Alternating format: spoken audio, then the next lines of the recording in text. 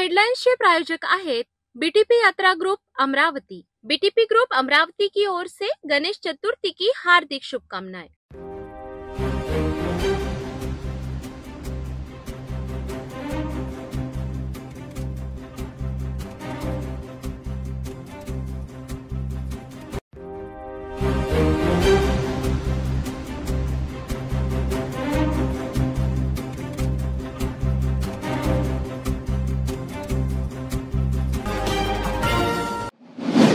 गणेश विसर्जन मिरवणुकीत एका तरुणावर चाकूने हल्ला करणाऱ्या 3 आरोपींना अटक करण्यात आली आहे। ही घटना हमालपुरा येथे तानाजी चौकात घडली। हमालपुराचा राजा बालवीर गणेशोत्सव मंडळ आणि वीर तानाजी गणेशोत्सव मंडळाच्या विसर्जन रॅली दरम्यान 19 वर्षीय संकेत जगताप या युवकावर चाकूने हल्ला झाला होता। या घटनेनंतर संतप्त गणेश मंडळाचे कार्यकर्ते आणि जगताप कुटुंबाने तात्काळ आरोपींना अटक करण्याची मागणी करत तानाजी चौकात ठिय्या आंदोलन केले होते। राजापेठ पोलिसांनी या प्रकरणात कारवाई करत सोनू आगाशे, पप्पू कुबडे आणि सूरज मोटे या 3 आरोपींना अटक केली आहे। पोलिसांनी या 3 आरोपींना यवतमाळच्या जंगलातून ताब्यात घेतले असल्याची माहिती ठाणेदार पुनीत कुलट यांनी दिली आहे।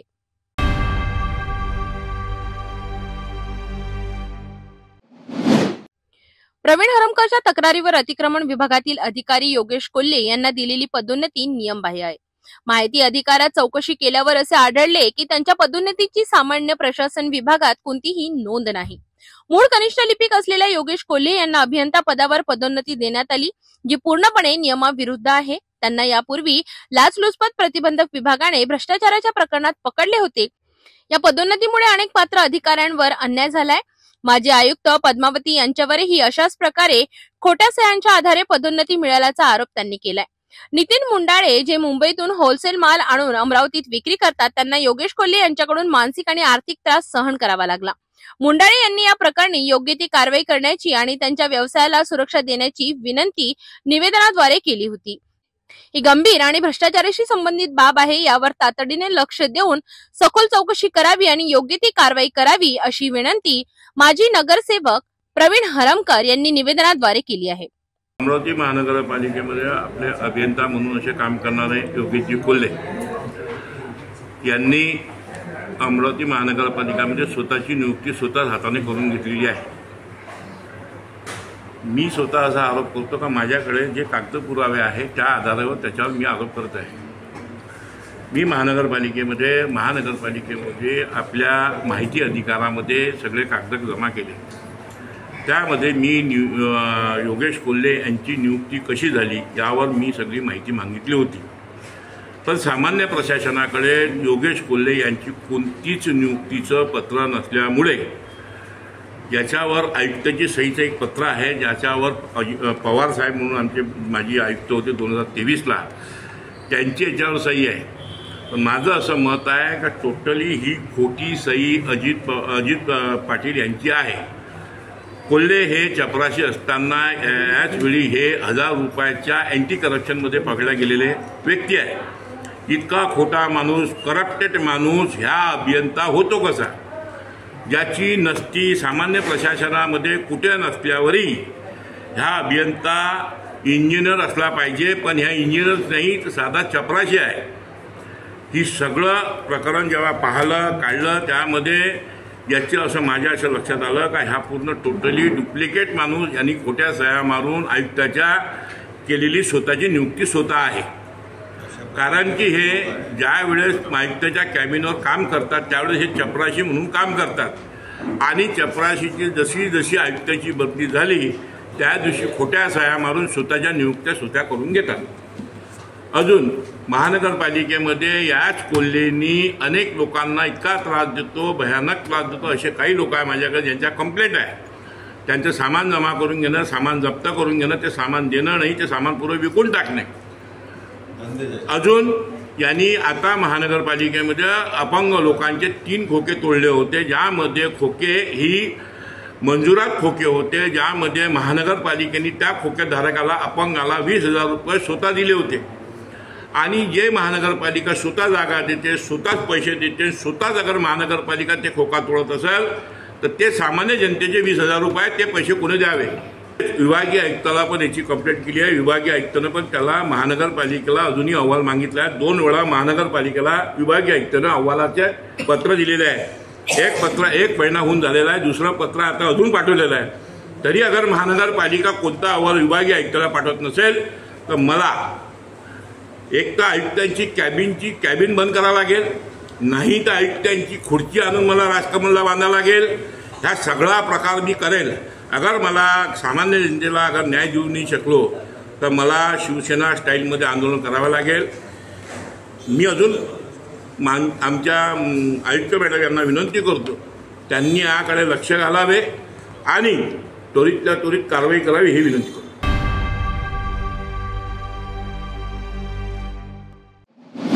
मीट द प्रेस कार्यक्रमात अमरावती महानगरपालिकेच्या आयुक्त सौम्या शर्मा चांडक यांनी पत्रकारांशी मनमोकळा संवाद साधला. जिल्हा परिषद पत्रकार संघाचे अध्यक्ष आणि अमरावती मंडळ मातृभूमीचे संपादक अनिल अग्रवाल यांनी त्यांचे स्वागत केले. कठोर परिश्रम आणि ध्येयवादाच्या जोरावर एका सामान्य कुटुंबातून आलेल्या सौम्या शर्मा चांडक यांनी कायद्याचे शिक्षण पूर्ण करून यूपीएससीची परीक्षा यशस्वीपणे पार केली. भारतीय प्रशासकीय सेवेत येण्याचा हा प्रेरणादायी प्रवास त्यांनी पत्रकारांसमोर उलगडला. हर पोस्टिंग का एक अलग फ्लेवर होता है, हर पोस्टिंग में अलग चैलेंजेस होते हैं, हर पोस्टिंग में हमारी सर्विस में अलग अलग सिटीज़ में जाते हैं, लोगों से मिलते हैं, हर पोस्टिंग में वहाँ के लोग अलग होते हैं. तो ऐसा कुछ दुखी तो मैं दुखी हुई किसी टाइम पे. कभी कभी ज़रूर कुछ समस्या आई है आगे जिनका एंड में हल निकला है. अभी करके प्रभु की कृपा से इतना कुछ ऐसा नहीं रहा है. और जो भी समस्या है उसका हल निकाला गया है. डेफिनेटली ये तब बहुत ही दुख एक प्रकार का होता है कि हमारे कभी कभी एफर्ट्स लगने के बाद भी रिजल्ट नहीं मिलता. कि अलग अलग बहुत सी चीज़ें होती हैं. हम पब्लिक एरिया में काम करते हुए इतना आसान नहीं है. जैसे हम अपने घर का अपने काम करते हैं, जो करा तो कर लें. पब्लिक लाइफ में बहुत से कंसिडरेशन एंड कंस्ट्रेंट्स रहते हैं. तो जब कोई प्रोजेक्ट आपका बहुत ही है, ये करना है, ये होना चाहिए, लोगों की हेल्प लानी चाहिए, वो नहीं हो पाता है. तो एक प्रकार की रिजेक्शन जरूर महसूस होती है. इतना करने में भी ये नहीं. स्वच्छ हवेसाठी अमरावती शहराचे नाव राष्ट्रीय स्तरावर गाजले आहे आणि या यशाबद्दल आयुक्त सौम्या शर्मा चांडक यांना पुरस्कारही मिळाला. इंदोर प्रमाणे अमरावतीलाही एक स्वच्छ शहर बनवण्यासाठी नागरिकांच्या सहभागाचे महत्त्व त्यांनी अधोरेखित केले. त्यांनी आपले वैयक्तिक आयुष्यही पत्रकारांसोबत शेअर केले. अकोल्याचे एसपी अर्चित चांडक यांच्याशी त्यांचा विवाह झाला असून त्यांना 9 महिन्यांचा एक मुलगा आहे. कौटुंबिक जबाबदाऱ्यांसोबतच शहराची जबाबदारीही त्या तितक्याच समर्थपणे पार पाडतात. पोस्टिंग भेटली आहे. आतापर्यंत आम्ही सोबतच तिथे बनवतो.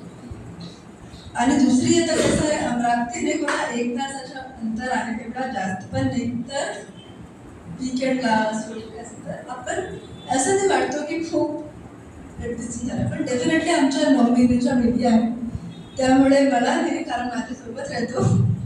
नक्की ऐसे माझे हस्बैंड नक्की ऐसे वाटतो की सर यहाँ आते हैं शनिवार को कि आप वहाँ जाते हैं? देखो हमारा शनिवारी रविवारी फ्री नहीं होता.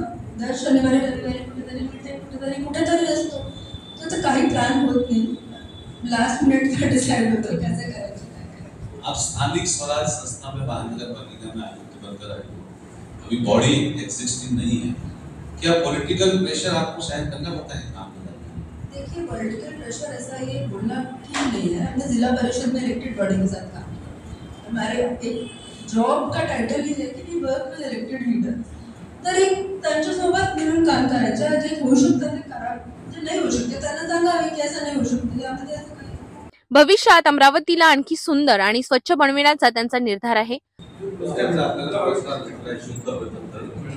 तसं इतर जिल्ह्यांनी काय केलं पाहिजे तर त्यांनाही तो पुरस्कार मिळू शकते किंवा ते सुधारणा होऊ शकते. तर यामध्ये जसं आहे त्यांची गाईडलाईन्स निश्चित आहे. 200 नंबरच्या त्यांनी निश्चित केला आहे आणि त्यामध्ये वेगळे सेक्टर्स आहेत. इन्क्लुडिंग आपले एक महत्त्वाची गोष्ट अशी आहे की अमरावती शहरात MIDC एरिया आहे. इतर शहरामध्ये MIDC क्षेत्र बाहेर असते, इंडस्ट्रियल क्षेत्र बाहेर असतो. आमच्या आतमध्ये आहे तरी सुद्धा आमची रान चांगली आली आहे. कारण इंडस्ट्रीज जी आहे त्यांची जे एमिशन्स आहे, ते एमिशन्समध्ये जे एमिशनचे नॉर्म आहे त्यांच्याशी कंप्लायन्स झाली. दुसरा, आपल्या शहरामध्ये ई व्हेकल्स जे आहेत, व्हेकल ज्यांचे पॉल्युशन सर्टिफिकेट आहे यांची संख्या बघितली गेली आहे. तिसरं, आपल्या शहरामध्ये जर इतर शहरामध्ये बघितला तर ओपन फ्लाइंग डस्ट जास्त दिसत नाही. ते असा विषय नाही आहे.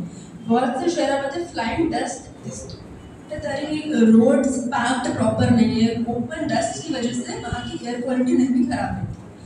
हमारे रोड्स बहुत पैक्ड है. वहाँ पे हमारे जो रोड्स आहे तिथे साईडमध्ये पेवरची व्यवस्था मोस्टली ठिकाणवर झाली, तिथे नाही झाली, तिथे पण काम सुरू आहे. तर एक प्रकारचे असे पॅक्ड आहे. हरित क्षेत्र डेव्हलप केले आहे. बहुशी ओपन स्पेसेस आम्ही गार्डनमध्ये डेव्हलप केले आहे, ते काम सुरू आहे. अर्बन फॉरेस्ट आपण डेव्हलप करत आहोत, बंजारा लाटला फॉरेस्टमध्ये कन्वर्ट करणे. तसेच शहरमध्ये जसं मी सांगितलं, वेस्ट प्रोसेसिंग आपल्या शहरच्या कुठेतरी बाहर ऐसा फेंका नहीं जा रहा. बहुत से शहरों में कैसा है कि आपका वेस्ट कलेक्ट हो रहा है पण शेवटी कुठेतरी बाहेर टाकला जातो. इथे ऐसा नाही आहे. इथे जे कलेक्ट झालं सगळं ते आपण प्रॉपरली त्याची प्रोसेसिंग करतो. तर ही सगळे जे आहे गव्हर्नमेंट ऑफ इंडियाने याचे ऑलरेडी इंडिकेटर्स दिले आहेत. तर कुठेतरी शहर ते पाहून आपले सरकार कारवाई करू शकतात. शहरातील कोणत्याही समस्येवर थेट व्हॉट्सअप मेसेजद्वारे संपर्क साधण्याचे आवाहन त्यांनी पत्रकारांना केले, जेणेकरून त्या समस्यांवर त्वरित तोडगा काढता येईल. या कार्यक्रमात पत्रकारांनी विविध प्रश्न विचारून त्यांच्याशी 1 तास संवाद साधला. MIDC जो है अमरावती की, उससे आप राजस्व लेते हो, उनसे टैक्स लेते हो.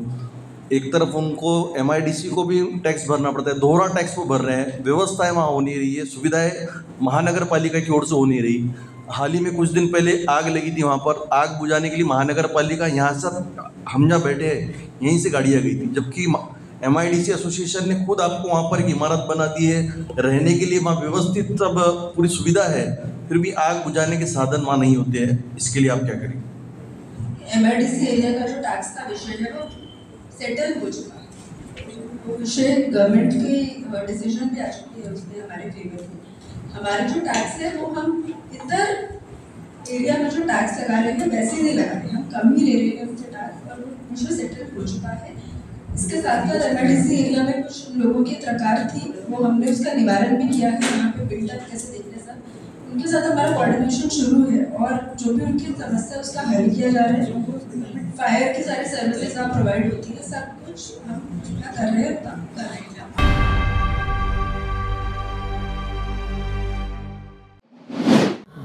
ज्या प्रकारे एक वेळ होती की विदर्भाची वेगळी मागणी करणारे हेच काही भाजपचे नेते होते. त्याच्यामध्ये मुख्यमंत्री पदावर गेलेले आहे देवेंद्रजी फडणवीस. या स्थानिक क्षेत्रामधले काही खासदार होते जे स्वतः वेगळ्या विदर्भाची मागणी करत होते. ते आता राज्यसभेचे खासदार झालेले की याच्यात काय म्हणतात? याच्यात एवढंच म्हणावं लागते. मी शनिवार नावाच्या धड्यातलं एक वाक्य कोट करतो की सत्ता आणि संपत्तीचा दर्प म्हणजे वास इतका मादक असतो की कोणत्याही व्यक्ती वा संस्थेच्या नाकापाशी गेला की त्याला सुंगणीचं औषध क्लोरोफॉर्म द्यायची गरज पडत नाही. हे प्रभू रामचंद्राचं नाव घेऊन आले, हेही त्याला अपवाद ठरले नाही. आणि आता एवढंच म्हणावं लागेल, निर्लज्जम सदासुखी.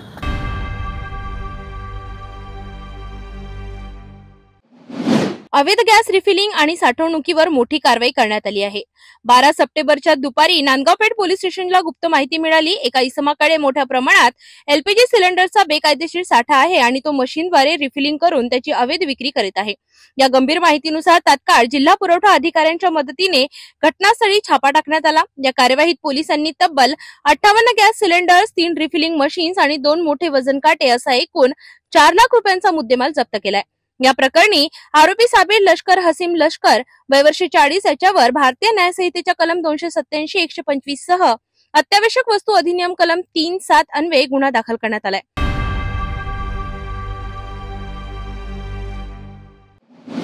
पत्रकार संघाच्या मागणीनंतर बाळशास्त्री जांभेकर यांच्या पुतळ्याच्या सुशोभीकरणासाठी निधी देण्याचं आश्वासन महानगरपालिका आयुक्त सौम्या शर्मा चांडक यांनी दिलं आहे. जिल्हा परिषद पत्रकार भवन येथे मीट द प्रेस या कार्यक्रमात आयुक्त सौम्या शर्मा चांडक यांनी पत्रकारांशी संवाद साधला. यावेळी जिल्हा मराठी पत्रकार संघाचे अध्यक्ष अनिल अग्रवाल यांनी 6 जानेवारी 2026 रोजी पत्रकार दिनानिमित्त बाळशास्त्री जांभेकर यांच्या पुतळ्याचं काम पूर्ण होणार असल्याचं सांगितलं. अग्रवाल यांनी या जागेच्या सुशोभीकरणासाठी महानगरपालिकेच्या फंडातून 5 लाख रुपयांचा निधी देण्याची मागणी केली. त्यावर आयुक्तांनी त्या जागेची पाहणी करून लवकरच निधी उपलब्ध करून देण्याचं आश्वासन दिलं.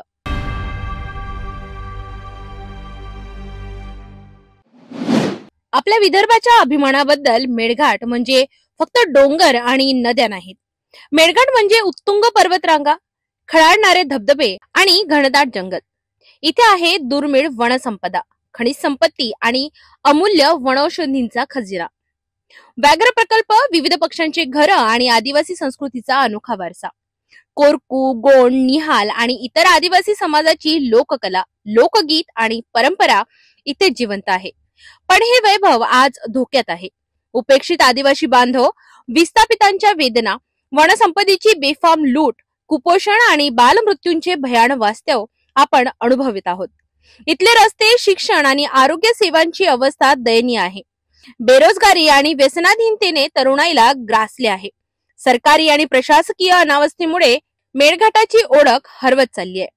पण एक नवा दिवस उजाडत आहे. 14 सप्टेंबर रोजी विदर्भ राज्य आंदोलन समितीने चिखलदरा येथे मेळघाट विदर्भ निर्माण जनसंकल्प मेळावा आयोजित केला आहे.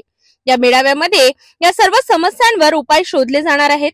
मेळघाट विद्यापीठाची स्थापना, देवधान्य कृषी प्रकल्प, पर्यटन विकास, आधुनिक शिक्षण आणि आरोग्य सुविधा तसेच स्थानिकांना रोजगार उपलब्ध करून देण्यासारख्या महत्त्वाच्या मुद्द्यांवर विचारमंथन होणार आहे. मेळघाटाला त्याचं हरवलेलं वैभव परत मिळवून देण्यासाठी, मेळघाटात पुन्हा एक समृद्ध आणि संपन्न प्रदेश बनविण्यासाठी मेळघाट विदर्भ निर्माण जनसंकल्प मेळाव्याचे आयोजन करण्यात आले आहे. विदर्भ राज्य आंदोलन समितीने मिशन 2027 अंतर्गत 2 मेळाव्याचं आयोजन केलं आहे. तो पहिला मेळावा होतोय मेळघाटला आता या सद्यस्थितीत 14 तारखेला आणि दुसरा मेळावा 5 ऑक्टोबरला 3 जिल्ह्याचा अकोला, वाशिम, बुलढाणा, कारंजाला होतो. काय हेतूनी मेळावा ठेवला, वस्तुस्थिती काय आहे, तिथलं जीवन काय, तिथली वस्तुस्थिती काय, तिथली संस्कृती काय, आदिवासींच्या बद्दलची उदासीनता काय, हे सगळं माझ्या सहकार्याने आपल्याकडे मांडलं.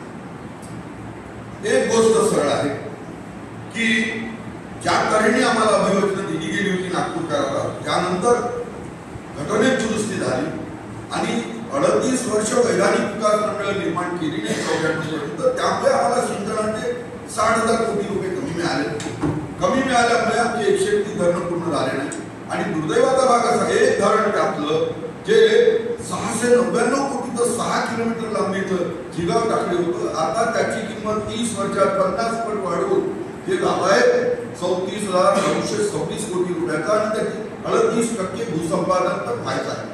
ही सगळी परिस्थिती एका बाजूला इरिगेशनची आहे, त्यामुळे 14 लाख हेक्टर जमीन आमची पाण्याखाली आली नाही आणि याचा परिणाम म्हणजे शेतकऱ्यांच्या आत्महत्या आमच्या वाट्याला आल्या आहेत.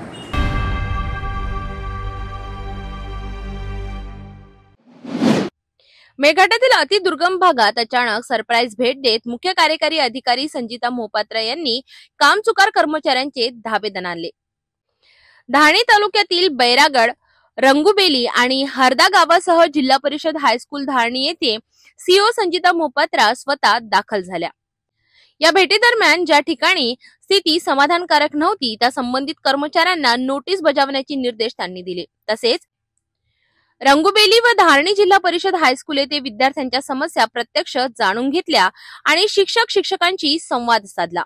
शाळांमधील विद्यार्थ्यांच्या शैक्षणिक प्रगतीबाबत संजिता मोहपात्रा यांनी समाधान व्यक्त केले आणि विद्यार्थ्यांच्या प्रयत्नांचे कौतुक केले. बैरागड उपकेंद्रालाही भेट देत त्यांनी प्रत्यक्ष पाहणी केली. मात्र काही गंभीर तक्रारी आढळल्या नाहीत. भविष्यात तक्रार आल्यास निश्चितपणे योग्य ती कारवाई केली जाईल असे त्यांनी स्पष्ट केले. संपूर्ण दौऱ्यात सीओ मोहपात्रा यांनी अधिकारी, कर्मचारी आणि गावकऱ्यांसोबत थेट संवाद साधत प्रत्यक्ष समस्यांची माहिती घेतली. मोस्टली माझं मेळघाट दौरा सरप्राईज व्हिजिटच असतात. तर सकाळी 7 वाजता आपण अराउंड अचलपूरमधून निघालो होतो. त्यानंतर आपण डिरेक्टली वैरागड PHC आणि शाळेला व्हिजिट केला होता. तर मोस्टली माझं मेळघाट दौऱ्यामध्ये मला मागच्या वेळी असा अनुभव आला होता की लोक गैरहजर होते. ह्या दौऱ्याला मला तसंच आढळलं नाही आहे. स्पेसिफिकली मला हे प्रॉपर वाटते की ॲटलिस्ट नेमकी त्यांचा अर्ज तरी होता आणि ते अप्रूव्ड होतात. तर प्रत्येक ठिकाणी जिथे जिथे शिक्षक किंवा हेल्थचे कोणी कर्मचारी उपस्थित नव्हते त्यांच्यावर जो होता ग्रामपंचायत अधिकारी मला आज मिळाले नाही आणि व्हिडिओंना विचारल्यानंतर मला कळालं की त्यांचं आज त्यांनी इथे मीटिंग ठेवली होती म्हणून प्रत्येक ग्रामपंचायत अधिकारी इथेच होते. गावामध्ये मला अस्वच्छता दिसली वैरागडमध्ये, ज्याच्यासाठी मी ग्रामपंचायत अधिकाऱ्यांना सांगितलेले आहे आणि त्या अनुषंगाने त्यांनी कारवाई करावी. आणि शाळामध्ये मला वैरागड आणि दुसरा आपण शाळा गेलो होतो रंगुबेलीला. रंगुबेली खूपच आतमध्ये शाळा होती पण तिथंचे मुलं इतके सुंदर होते आणि त्यांचं जे मॅथ्समध्ये विचारा किंवा इंग्लिशमध्ये विचारा त्यांचं कथन आणि लेखन खूप चांगलं होतं. ते मला खूप जास्त आवडलं. आणि आपला दुसरा एक शाळा मी हार्दामध्ये गेले होते. हरदा आहे. हरदामध्ये आपण शाळा व्हिजिट केलं होतं. तिथे मुलांचं शैक्षणिक गुणवत्ता मला काही प्रॉपर वाटली नाही. त्या अनुषंगाने ते दोन्ही शिक्षकांना मी सपोज नोटीस देणार आहेत आणि त्यांच्याकडून खुलासा घेणार आहे. तो मोरोरॉल आज धारणीमध्ये पण येऊन ह्या शाळा भेट दिल्यानंतर पण ही शाळा मला खूपच आवडली. मुलं खूप ॲक्टिव्ह आहेत. कुठल्या शाळामध्ये मुलांची ॲक्टिव्हिटी कसं असते, जे स्मार्ट असतात की नाही, कॉन्फिडंट असतात की नाही, त्यामधून कळते की शिक्षकांचं कसं त्याकडे वातावरण आहे आणि कसं शिक्षण चालू आहे. तो मोरॉरलेस आजचा माझा दौरा थोडा सक्सेसफुल वाटला मला. थोडा शिस्तता आहेत पण ग्रामपंचायतमध्ये गावामध्ये थोडीशी शिस्तता अजून लावावं लागते. तर त्यासाठी बैरागड उपकेंद्र मॅडम त्याच्याबद्दल भरपूर आम्हाला फोन येतात. तिथं डॉक्टर राहत नाही उपस्थित, पेशंटला व्यवस्थित इलाज मिळत नाही तिथं. बैरागड PHCमध्ये तर दोन्ही MO तिथेच वसवास करतात. त्यांच्या व्हिजिट क्वार्टरमध्ये आज गळती होत होती म्हणून ते मला त्यांच्या क्वार्टरमध्ये पण घेऊन गेले होते. सध्या NHMचे स्ट्राईक असल्यामुळे तिथे आरोग्य सहायिका नव्हते तर त्याच्यासाठी लोकांचे खूप तक्रार होते की आम्हाला 1-1 तास उभी व्हावं लागते इंजेक्शनसाठी.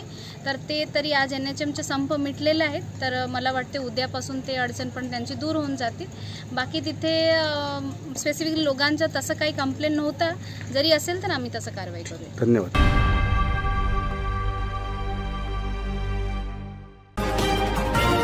तपोवन फक्त 1.5 किलोमीटर अंतरावर राधानगरी लेआउट लेक व्ह्यू प्लॉट सह मोजकेच प्लॉट शिल्लक. त्वरित संपर्क करा 9930070667 किंवा 7620433325 या क्रमांकावर.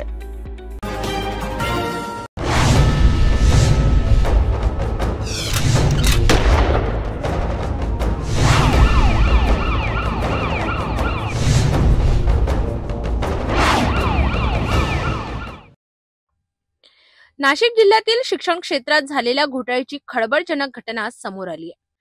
मालेगाव शहरातील यादवराव नारायण जाधव फुले शिक्षण संस्था, संगमेश्वर आणि अंजुमन तुलबा शाळामध्ये बनावट शिक्षक भरती संदर्भातील प्रकरण प्रकाशात आले आहे.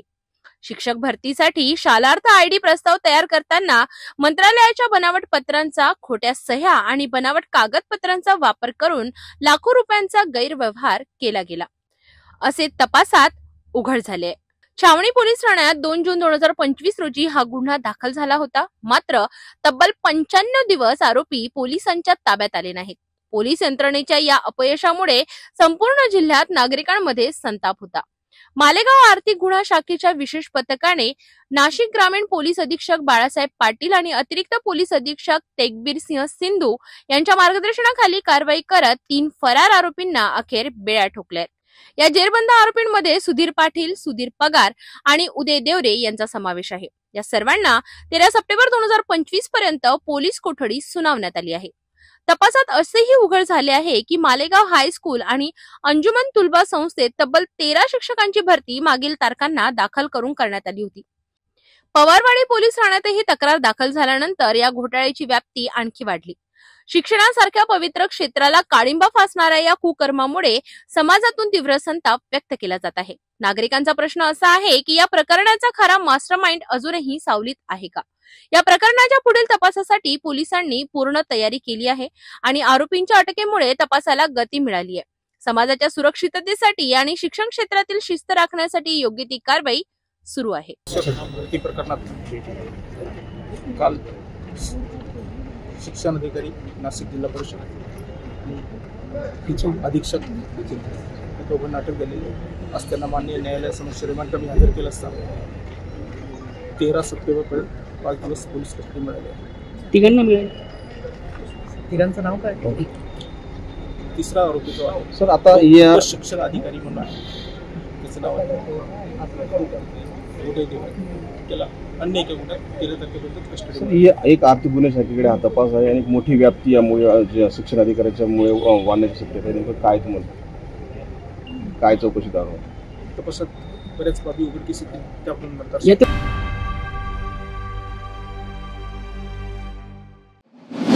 नांदेड जिल्ह्यातील शेतकऱ्यांनी आपल्या मागण्यांसाठी रस्त्यावर उतरून शासनाचे लक्ष वेधले. कंधार तालुक्यातील कवठा गावात अतिवृष्टीमुळे झालेल्या नुकसानीने संतप्त झालेल्या शेतकऱ्यांनी नांदेड बिदर महामार्ग रोखून धरला. या आंदोलनामुळे वाहतूक जवळपास 1 तास थांबली होती. मन्याड नदी खोऱ्यात झालेल्या विक्रमी पावसाने शेतीचं मोठं नुकसान झालंय. एका दिवसात तब्बल 275 मिलीमीटर पाऊस पडल्याने शेती पिकांबरोबरच अनेक शेतकऱ्यांची जमीन पूर्णपणे खरडून गेली आहे. शेतकऱ्यांची मागणी स्पष्ट आहे, तातडीने आर्थिक मदत द्या. एनडीआरएफच्या तुटपुंच्या मदतीऐवजी सरकारने विशेष आर्थिक पॅकेज जाहीर करावं. खरडून गेलेल्या शेतीसाठी प्रति हेक्टरी 1 लाख रुपये, पूरग्रस्त शेतीसाठी 50,000 रुपये आणि इतर नुकसानग्रस्त पिकांसाठी 30,000 रुपये प्रति हेक्टरी मदत द्यावी, अशी त्यांची मागणी आहे. यासोबतच संपूर्ण कर्जमाफी आणि घरांची पडझड झालेल्या कुटुंबांना तात्काळ आर्थिक मदत देण्याची मागणीही त्यांनी केली आहे. या रस्ता रोको आंदोलनात मोठ्या संख्येने शेतकरी सहभागी झाले होते. त्यांचा हा आक्रोश शासनापर्यंत पोहोचेल अशी अपेक्षा व्यक्त केली जात आहे.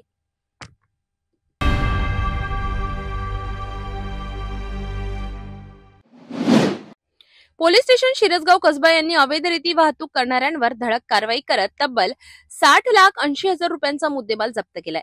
दिनांक 9 सप्टेंबर 2025 रोजी शिरसगाव कसबा पोलीस पेट्रोलिंग करीत असताना गुप्त बातमीदारामार्फत माहिती मिळाली की पांढऱ्या रंगाच्या 16 टायरच्या ट्रकमधून मध्य प्रदेश राज्यातून अवैधरित्या कनान रेतीची वाहतूक होत आहे. त्यामुळे पंचासमक्ष सापळा रचून कार्यवाही करण्यात आली. या ट्रक चालक फैजल खान फिरोज खान वय वर्ष 23 राहणार बाडीपुरा करजगाव याला ताब्यात घेण्यात आले. या कार्यवाहीत पांढऱ्या रंगाचा टाटा सिग्ना 16 टायर ट्रक, अवैधरित्या आणलेली 10 ब्रास कनान रेती, चालकाकडील मोबाईल असा एकूण 60,80,000 रुपयांचा मुद्देमाल जप्त करण्यात आला आहे. या प्रकरणी पोलीस स्टेशन शिरसगाव कसबा येथे भारतीय दंड संहितेच्या कलम 303(2) तसेच मोटर वाहन कायदा कलम 130-177 नुसार गुन्हा नोंदविण्यात आला आहे. या अवैध धंद्यांवर इतर लोकांचा सहभाग आहे का याचा तपास सुरू असून इतर आरोपींचा शोध पोलीस घेत आहे.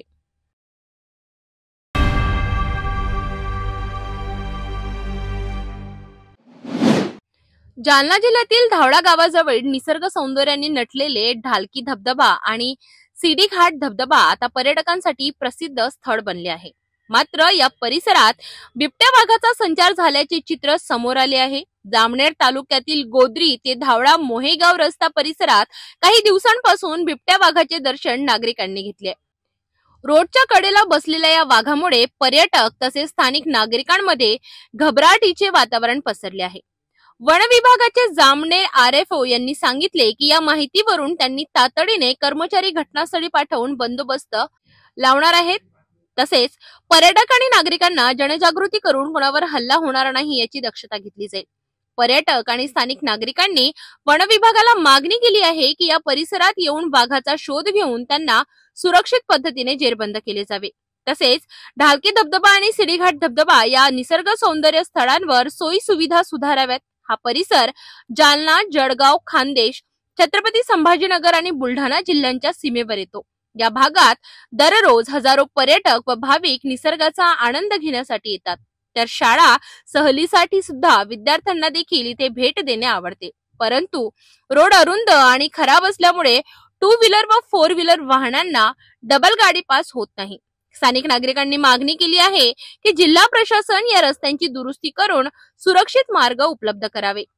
वन विभागाने नागरिकांना सूचित केले आहे की जंगलामध्ये एकटे फिरणे टाळावे आणि घबराटीच्या परिस्थितीत सावध राहावे. या मार्गदर्शनामुळे पर्यटक सुरक्षित राहतील आणि निसर्गाचा आनंद घेऊ शकतील.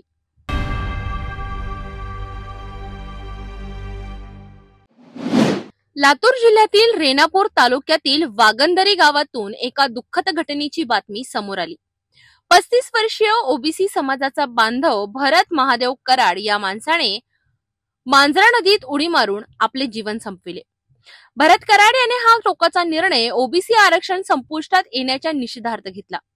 राज्य सरकारने हैदराबाद गॅजेट लागू करून मराठा समाजाला कुणबी म्हणून ओबीसी आरक्षणात सामील करण्याचा निर्णय घेतल्यामुळे ओबीसींच्या आरक्षणावर प्रश्नचिन्ह निर्माण झाले.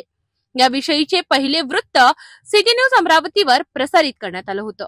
या वृत्ताची दखल घेत ओबीसी नेते व राज्याचे अन्न नागरी पुरवठा व ग्राहक संरक्षण मंत्री छगन भुजबळ यांनी आज तातडीने वागंदरी गावात जाऊन भरत कराड कुटुंबियांची सांत्वनपर भेट घेतली. यावेळी मंत्री छगन भुजबळ यांच्यासोबत धनंजय मुंडे देखील उपस्थित होते. या भेटीला गावकऱ्यांची प्रचंड गर्दी झाली होती. कराड कुटुंबियांनी अश्रूंनी भरलेला आपला दुःख व्यक्त केले, ज्यामुळे उपस्थितांचे मन गहिवरले. मंत्री छगन भुजबळ यांनी यावेळी सांगितले की भरत कराड यांनी ओबीसी आरक्षण टिकविण्यासाठी लढा दिला. आम्ही हे बलिदान व्यर्थ जाऊ देणार नाही, पूर्ण ताकदीने लढू. मात्र लोकांनी आत्महत्या करू नये. लोकशाही मार्गाने आपले हक्क मिळविले जावेत. छगन भुजबळ म्हणाले की मराठा समाजाला आरक्षण देण्यात आले, परंतु आमच्याकडे अजून 17% आरक्षण शिल्लक आहे. आम्ही काय पाप केले? लहान समाजात जन्म झाला हे पाप आहे का? शिक्षण घेण्याचा अधिकार नाही का? या मुद्द्यावर त्यांनी जोर दिला. भरत कराड हे रिक्षा चालक होते आणि त्यांनी आपला उदरनिर्वाह कुटुंबासाठी रिक्षा चालवून केला. ओबीसी आरक्षण बचाव आंदोलनातही ते सक्रिय होते आणि मागील काही वर्षांपासून आरक्षणासाठी लढा देत होते. मंत्री छगन भुजबळ यांनी यावेळी शपथ घेण्याचे आवाहन केले आणि सर्व ओबीसी बांधवांनी एकजूट राखण्याचे सांगितले. त्यांनी सांगितले की आपण अनेक वर्षांनी मिळालेला आरक्षणाचा हक्क सुरक्षित ठेवू, त्यासाठी लोकशाही मार्गाने लढू. मात्र कोणीही आपले जीवन संपवू नये. या घटनेने लातूर जिल्ह्यातील ओबीसी समाजामध्ये चिंता निर्माण केली असून शासनाच्या निर्णयाविरोधात प्रतिक्रिया आणि आंदोलन सुरू राहण्याची शक्यता आहे. आपल्या आरक्षणाला कुठेतरी धोका पोचतोय, म्हणून एका तरुणाने आपलं सबंध जीवन आरक्षण वाचावं त्याच्यासाठी चालणाऱ्या आंदोलनामध्ये आपल्या जीवनाची आहुती दिली. ती जीवनाची आहुती देताना त्याला 3 मुली, 1 मुलगा, बायको, घरदार काही दिसलं नाही.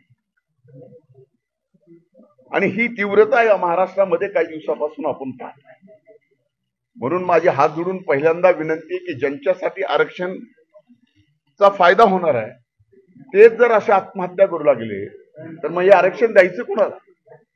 म्हणून कुणीही आताताईपणा करू नका. सरकार अतिशय सजग आहे.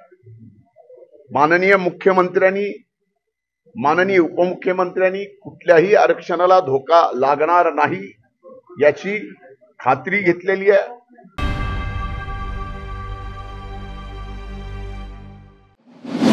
तट्टीगुडेम येथील खासगी विहिरीतून गरम पाणी. चुनखडीच्या रासायनिक अभिक्रियेचा हा परिणाम. गडचिरोलीच्या अहेरी तालुक्यातील कमरापूर ग्रामपंचायतीतील तातीगुडम येथे एका खासगी विहिरीतून गरम पाणी बाहेर पडल्याची घटना घडली असून चुनखडीच्या रासायनिक अभिक्रियेमुळे ही घटना घडली आहे, अशी माहिती जिल्हा परिषदेच्या ग्रामीण पाणी पुरवठा विभागाचे कार्यकारी अभियंता विनोद उद्दरवार यांनी दिली. 8 सप्टेंबर रोजी रस्त्यानं मलया कटकुच्या विहिरीतून गरम पाणी येत असल्याची माहिती मिळाल्यानंतर ग्रामीण पाणी पुरवठा विभागाच्या पथकाने घटनास्थळाची पाहणी केली. ही विहीर सुमारे 20 वर्षे जुनी आहे आणि तिचा व्यास 1.30 मीटर आणि खोली 7.80 मीटर आहे. या विहिरीचा गाळ 6 महिन्यांपूर्वी काढण्यात आला होता. तपासणी दरम्यान विहिरीच्या पाण्यात पांढरे कण आढळले आणि सबमर्शिबल पंपवर पांढरा थर दिसला. परिसराच्या भूगर्भीय अभ्यास केला असता येथे चुनखडी म्हणजे कॅल्शियम कार्बोनेट खडक असल्याचे आढळून आले. त्यानंतर विहिरी आणि जवळच्या रासायनिक हातपंप आणि इतर घरगुती विहिरींमधील पाण्याचे नमुने चाचणीसाठी प्रयोगशाळेत पाठविण्यात आले.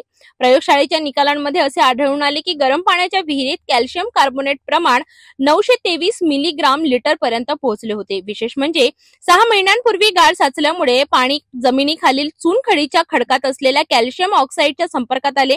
या खडकाने पाण्याशी एक्झोथर्मिक रासायनिक अभिक्रियेत प्रक्रिया देऊन कॅल्शियम हायड्रोक्साईड तयार केले, ज्यामुळे प्रचंड प्रमाणात उष्णता निर्माण झाली. परिणामी भूगर्भीय अभ्यासातून असा निष्कर्ष निघाला की विहिरीचे पाणी गरम होते, असे ग्रामीण पाणी पुरवठा विभागाने सांगितले.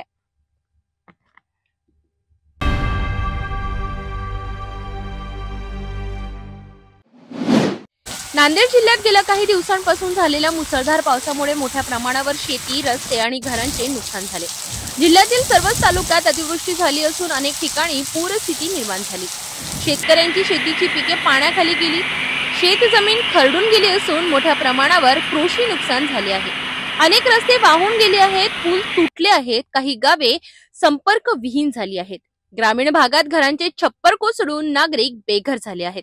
या पार्श्वभूमीवर राष्ट्रवादी काँग्रेसचे आमदार प्रताप पाटील चिखलीकर यांनी जिल्हाधिकाऱ्यांसोबत बैठक घेतली आणि नुकसानग्रस्त भागांचा प्रत्यक्ष आढावा घेतला। शेतकरी आणि सामान्य नागरिकांना मोठा धीर देत त्यांनी राज्य शासनाने तातडीने नांदेड जिल्ह्यातील विशेष आर्थिक पॅकेज मंजूर करावे अशी मागणी केली आहे। रस्ते आणि घरं पुन्हा उभारण्यासाठी, शेतीचे नुकसान भरून काढण्यासाठी आणि शेतकऱ्यांना मदत मिळण्यासाठी हे पॅकेज अत्यावश्यक असल्याचे त्यांनी स्पष्ट केले। नांदेड जिल्ह्यातील ही परिस्थिती गंभीर असल्याचे सर्व स्तरावरून प्रशासनाकडून तातडीने मदत मिळावी अशी अपेक्षा शेतकरी आणि नागरिक व्यक्त करीत आहेत। जिल्हाधिकारी महोदयांसोबत बैठक घेण्यामागचा उद्देश नांदेड जिल्ह्यामध्ये जी काय अतिवृष्टी झाली आणि 280, 284, 285 mm पाऊस 6 तासाच्या आत झाला, त्यामुळे 5-6 तासामध्ये होत्याचं नव्हतं निसर्गाने केलं। राष्ट्रवादी काँग्रेसचे सर्व पदाधिकारी विविध भागामध्ये फिरले, सामान्य शेतकऱ्यांच्या, शेतमजुरांच्या सगळ्यांच्या व्यथा जाणून घेतल्या आणि ती सगळी माहिती माननीय जिल्हाधिकारी महोदयांना दिली पाहिजे। जिल्हाधिकाऱ्यांच्या मार्फत सरकारकडे तशा पद्धतीचा अहवाल गेला पाहिजे, याच्यासाठीची ही बैठक लावलेली होती। त्याच्यामध्ये अनेक मुद्द्यांचा उल्लेख झाला। नदीकाठची जी जमिनी आहे, मातीचा थर पूर्णपणाने वाहून जाऊन त्या ठिकाणी दगडाचा, वाळूचा थर निर्माण झाला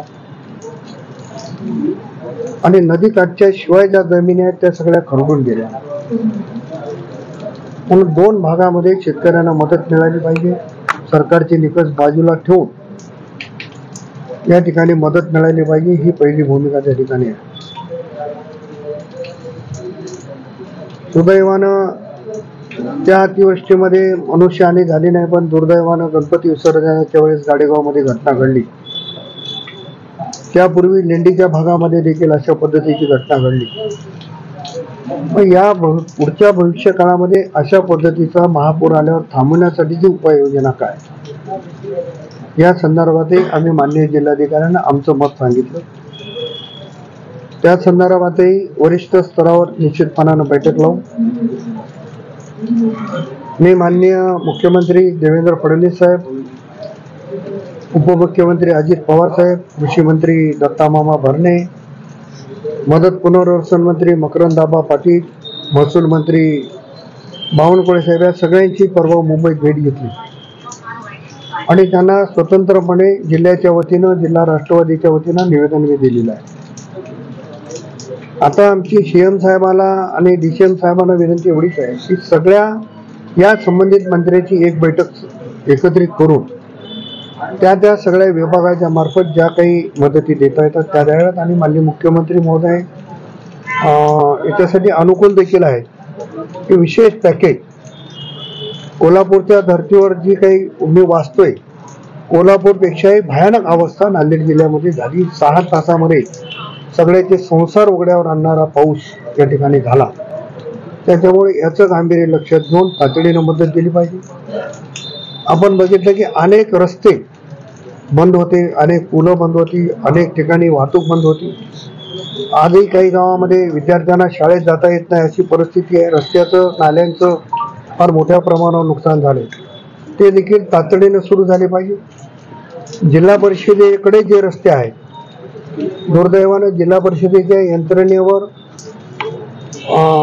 त्यांच्याकडे निधी नसल्यामुळं कोणी त्यांचं सांगून काम ऐकत नाही किंवा त्यांच्या याच्यावर विश्वास नाही।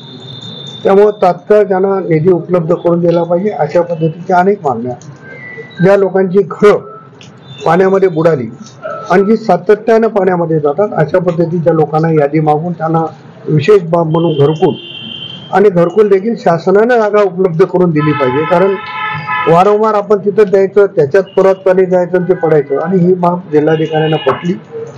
मला वाटते रमाई आवास आणि मोदी आवासचे अधिकार आता माननीय मुख्य कार्यकारी अधिकारी जिल्हा परिषद यांना आलेले आहेत. तेव्हा अशा पद्धतीच्या सगळ्या बाबीचा आपण जर कंधार लोह्यामध्ये बघितलं तर माळेगावचा तलाव फुटला, चिखलीचा तलाव फुटला, बोरीचे 2 तलाव फुटले. दुर्दैवानं त्या तलावाच्या खाली गाव नव्हतं. गाव असतं तर गाव वाहून जाईल अशी परिस्थिती होती, पण शेकडो एकर जमीन वाहून गेली, अनेकांची जनावर वाहून गेली. विशेष बाब म्हणजे ज्यांची जनावर वाहून गेली पण सापडली नाही, अशा लोकांना आपण निधी द्यायची तरतूद नाही. मग ती बाब देखील आपण शोधली पाहिजे. त्यांच्या तलाट्यामार्फत, मंडलाधिकाऱ्यामार्फत ती माहिती घेऊन अशाही लोकांना मदत केली पाहिजे. अशा अनेक सगळ्या मागण्या सविस्तरपणानं आम्ही सगळ्या जणांनी केलो. माझ्यासोबत माजी आमदार अविनाशरावजी घाटे, माजी आमदार ओमप्रकाशजी पोकर्णा, प्रदेशाचे उपाध्यक्ष व्यंकटरावजी पाटील गोजेगावकर, जिल्ह्याचे अध्यक्ष आमचे बाळासाहेब पंढरराव निळवकर, माधवरावजी पावडे, सगळे विंगचे आम्ही सगळे पदाधिकारी मिळून या ठिकाणी अशा पद्धतीचे निवेदन त्यांना दिलेलं आहे. त्यांच्यामार्फत तर जाईल, शासन स्तरावर देखील त्याचा पाठपुरावा होऊन नांदेड जिल्ह्यातल्या लोकांना अधिक मदत मिळवून देण्याचा आमचा प्रयत्न आहे.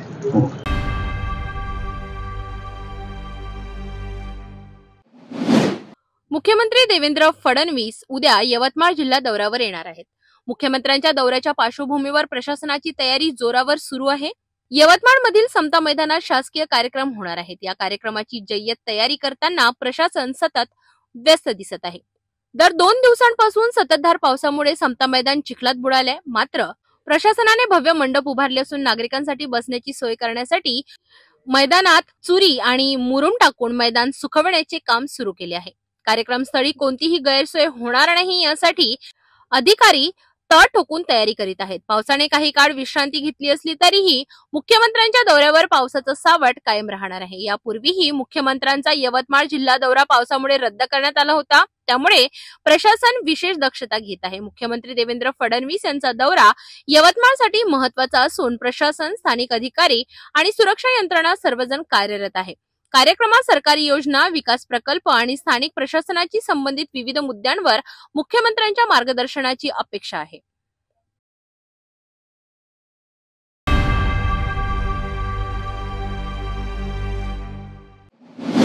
नाशिकमध्ये एक वेगळंच दृश्य पाहायला मिळालं. बीडी भालेकर मैदानावर प्रचंड गर्दी जमली होती आणि हातात होर्डिंग्स घेऊन घोषणा दिल्या जात होत्या. महाराष्ट्र नवनिर्माण सेना आणि उद्धव बाळासाहेब ठाकरे पक्षाने एकत्र येत नाशिक ब्लॅकआउट संयुक्त जनाक्रोश मोर्चाचे आयोजन केले. या मोर्चामध्ये अनधिकृत व्यवसाय, महिलांवरील वाढते अत्याचार, एमडी ड्रग्ज प्रकरण, बिंगो रोलेट खून आणि मटका व्यवसाय या विरोधात जनतेचा प्रचंड आक्रोश पाहायला मिळाला. बीडी भालेकर मैदानातून जिल्हाधिकारी कार्यालयाकडे मोर्चा काढण्यात आला. मोर्चात मनसेचे बाळा नांदगावकर, संदीप देशपांडे, अविनाश अभ्यंकर तर उद्धव बाळासाहेब ठाकरे पक्षाचे खासदार संजय राऊत यांच्यासह मोठ्या संख्येने पदाधिकारी आणि कार्यकर्त्यांनी सहभाग घेतला. सरकारचं करायचं काय? सरकारचं करायचं काय? मोर्चा दरम्यान प्रशासनाविरोधात जोरदार घोषणाबाजी करण्यात आली आणि जिल्हाधिकाऱ्यांना निवेदन सादर करून तात्काळ कारवाईची मागणी करण्यात आली. हा जनाक्रोश मोर्चा आहे आणि जनतेचा आक्रोश जेव्हा रस्त्यावर उतरतो तेव्हा काय होतं तर नेपाळ होतो, बांगलादेश होतो. हा इशारा देण्यासाठी हा मोर्चा. आता त्या शिंदे गटाचे लोक आयुक्ताला भेटायला गेले, मुंबई पोलीस आयुक्ताला, माझ्या विरुद्ध गुन्हा दाखल करा. का? त्यांचं म्हणणं आहे, मी म्हणालो महाराष्ट्राचा नेपाळ होईल. अरे झालेलाच आहे. नेपाळमध्ये लोक रस्त्यावर का उतरले? त्याचं कारण नाशिकमध्ये प्रचंड भ्रष्टाचार, सरकारी पैशाची लूट, अंमली पदार्थाचा प्रचंड व्यापार, तरुण मुलं नशेच्या आहारी गेली ते नाशिकमध्ये दिसतात. महिलांवर अत्याचार. या नाशिकसह महाराष्ट्रात यापेक्षा जर वेगळं काय घडलं नसेल तर नेपाळच्या तरुणांनी जो इशारा दिलाय तो आपण लक्षात घेतला पाहिजे, हे माझं म्हणणं आहे. आमचा अंत पाहू नका. मगासपासून अस्वस्थ आहे त्या राऊत धोत्रेचा फोटो पाहून. हा राहुल धोत्रे तरुण मुलगा त्याची हत्या निर्घृणपणे केली. कोणी केली? देवेंद्र फडणवीसच्या कार्यकर्त्याने, गिरीश महाजनच्या कार्यकर्त्याने केलेली आहे. पुढे गेला हा उद्धव निमसे. कसा मिळत नाही? आमचे कार्यकर्ते बरोबर मिळतात आंदोलन करणारे, पण तुमचा एक नगरसेवक खून करून फरार होतो. तो गिरीश महाजनला बंगल्यावर जाऊन भेटतो फरार असताना. हा त्याला कोण वाचवत आहे? कुठल्या बंगल्यात लपलाय तो सरकारी? हे जर राज्याच्या गृहमंत्र्याला आणि नाशिकच्या पालकमंत्र्याला माहीत नसेल तर तुम्ही राज्य करायला नालायक आहात. या तरुण मुलांच्या हत्या 40 खून झाले या शहरामध्ये. सावरकरांनी पण हत्या केल्या देशाच्या स्वातंत्र्यासाठी. बरं का, तुम्ही नावं घेतली कानडे, सावरकर, पण आता ज्या हत्या होत आहेत या जमिनी लुबाडण्यासाठी, लुटमार करण्यासाठी, हे नाशिकचं चरित्र आहे. ज्या नाशिकच्या पावित्र्याच्या, नाशिकमध्ये घडलेल्या रामायणाचा आणि आढावा घ्यावा. तर नाशिकमध्ये काय झाले दिनकरा, दत्तादाना, हे नाशिक आपल्याला बदलायचं आहे. आणि म्हणून हा मोर्चा, ही सुरुवात आहे. या टोप्यातून त्याचं लिहिलं आहे संयुक्त मोर्चा. यापुढे नाशिकमधला प्रत्येक कार्यक्रम संयुक्तच होणार. नाशिक नाही तर महाराष्ट्रात होणार. आता काय व्हायचं राहिलंय? दोन भाऊ एकत्र आले. या मोर्चामुळे नाशिकमध्ये काही काळ वाहतूक कोंडी झाली होती. अरे ये तो शिव आंधी है, ये तो शिव आंधी है, तूफान आना बाकी है. अब तो सिर्फ झाकी है, बहुत कुछ बाकी है. दोन बांधवांच्या कार्यकर्त्यांनी या ठिकाणी मोर्चा काढला तर अख्खं नाशिक शहर दणाणून गेलं. ठाकरे ब्रँड स्वप्नारांना हा इशारा आहे. त्यांना मी सांगू इच्छितो, ज्यांच्या जीवावर तुम्ही या मुंबईमध्ये आणि महाराष्ट्रामध्ये मोठे झालात, त्यांना तुमच्या किती पिढ्या खाली उतरल्या तरी समजू शकत नाही. कारण शंकराचे हे दोन बंधू, हे शंकराचे दोन डोळे आहेत आणि आज समोर बसलेला हा शंकराचा तिसरा डोळा आहे. त्याच्यामुळे तुम्हाला समजायला खूप वेळ जाईल. आणि म्हणून इथं सुरुवात आहे. आता फक्त नेते मंडळी आणि कार्यकर्ते झाले. सन्मान्य राज ठाकरे आणि उद्धव ठाकरे साहेब जर एकत्र उतरले तर तुमचं काय होईल त्याचा विचार तुम्हीच करा. इकडून तिकडून माणसं जमवतायत, ह्या पक्षातून घे, त्या पक्षातून घे, त्या पक्षातून घे. पण आम्ही म्हणतोय साळी माळी तेली कोळी महार चांभार भाग मराठा ब्राह्मण सगळे आमचे मराठी आहेत. आपण मराठी म्हणून एकत्र येऊया आणि मराठी म्हणून ही जी ताकद आहे त्याचा सर्वनाश करायला पाहिजे. पण त्यासाठी एकत्र यायला पाहिजे. काय मिळालं तुम्हाला? ज्या नाशिकला दत्तक घेतलं होतं त्या नाशिकला काय मिळालं? खड्डे मिळाले, कायदा सुव्यवस्था रसातळाला गेले, एमडी सारखे ड्रग्स कॉलेजच्या आजूबाजूला टपरीवर मिळायला लागले. दिले काय ते सांगा. या ठिकाणी आदिवासीची ती मुलं मोर्चाला कित्येक दिवस बसले. अरे दिलेत काय ते सांगा. केंद्रात तुमचं सरकार, गल्लीत तुमचं सरकार, आणि म्हणून या नाशिककरांनी तुमच्यावरती विश्वास टाकला की काहीतरी आमचं होईल. पण उत्तम प्रकारचे असणारे प्रकल्प बंद केले आणि लोकांच्या तोंडाला पानं पुसायचं काम तुम्ही केलेलं आहे. आणि म्हणून माझं म्हणणं आहे, तुम्ही आता जागे व्हा. यांच्या खोटाडेपणाचा कळस झालेला आहे. मला असं वाटते की तुम्ही आता एकजूट जी झालेली आहे, एकजूट सोडू नका. एकत्रितपणे लढा देणं गरजेचं आहे.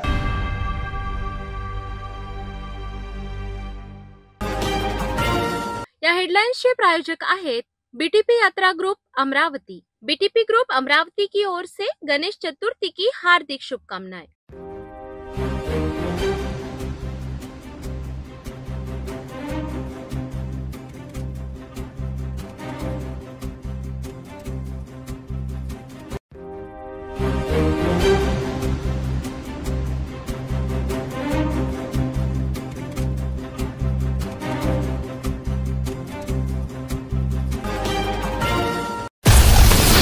हर खबर पर पैनी नजर, हर मुद्दे पर सटीक वार, यही है सिटी न्यूज की पहचान।